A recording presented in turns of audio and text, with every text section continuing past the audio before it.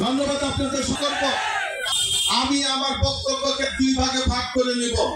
প্রথম দফা 31 দফা নিয়ে আমি ব্যাখ্যা করব। খুব বেশি ব্যাখ্যা করতে পারবো না, কারণ সময় মাত্র 9 মিনিট রয়েছে।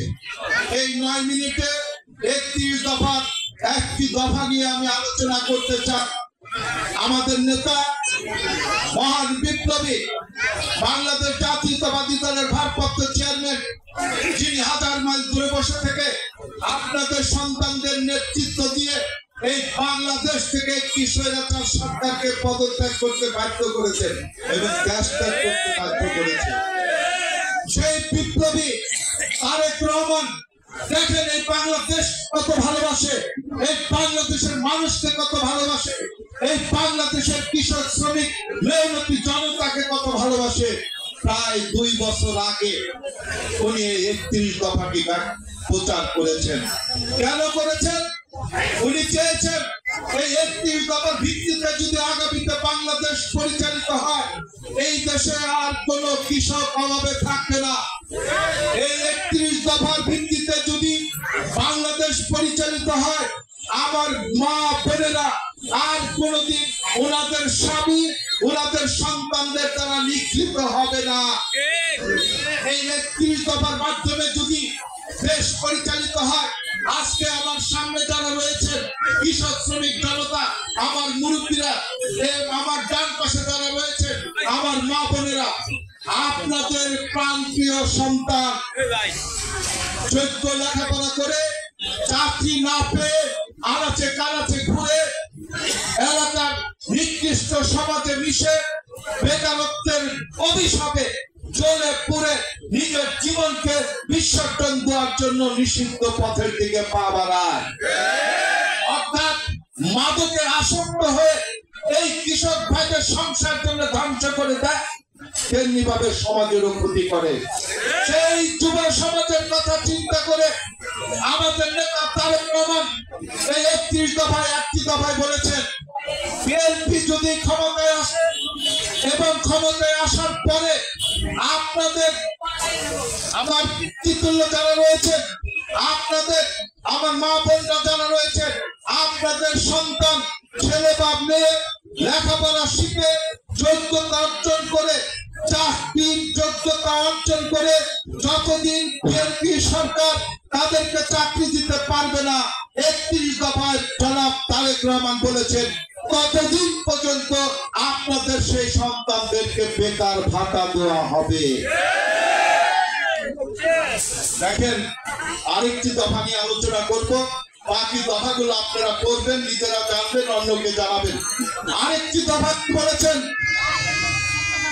এই 54-55 বছর হয়েছে বাংলাদেশ স্বাধীন হয়েছে, এই স্বাধীনতা উত্তর এই বাংলাদেশটাকে সুন্দর করার জন্য, এই বাংলাদেশের নাগরিকদের ভাগ্য পরিবর্তন করার জন্য বারবার বর্গীরা এই দেশের ক্ষমতায় এসেছে।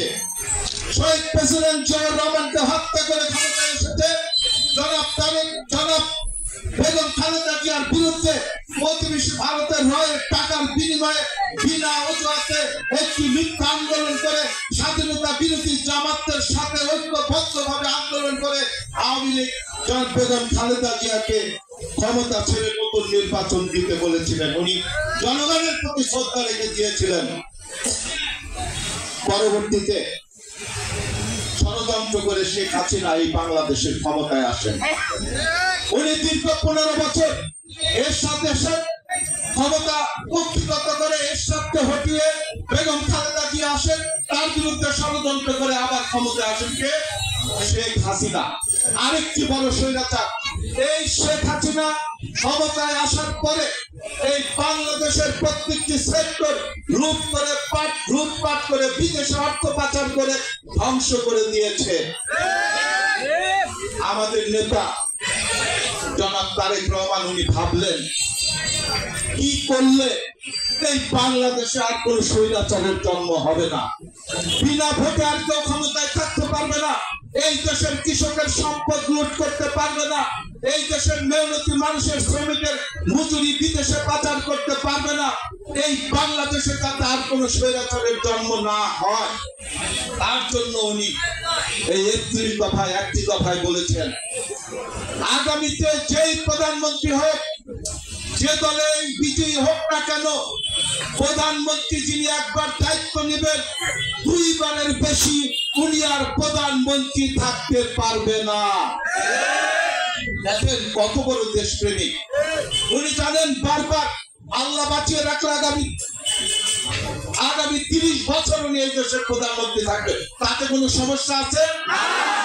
তারপরে উনি বলেছেন 2 বারের বেশি কেউ প্রধানমন্ত্রী থাকতে পারবে না। আমি আমার কথা দীর্ঘায়িত করব না, আমি এবার বলতে চাই, আপনাদের কাছে যদি এই 31 দফাটা ভালো লাগে, এই 31 দফার ভিত্তিতে যদি বাংলাদেশ চলে, তাতে যদি আপনারা মনে করেন এই বাংলাদেশে আর কোনো চাঁদাবাজের জন্ম হবে না, এই বাংলাদেশে আর কোনো জমি দখলকারীর জন্ম হবে না, এই বাংলাদেশে আর কোনো সন্ত্রাসীর জন্ম হবে না, এই বাংলাদেশে আর কোনো মাদক সেবী মাদক ব্যবসায়ীর জন্ম হবে না, এই বাংলাদেশে আর বালি খেকোদের জন্ম হবে না।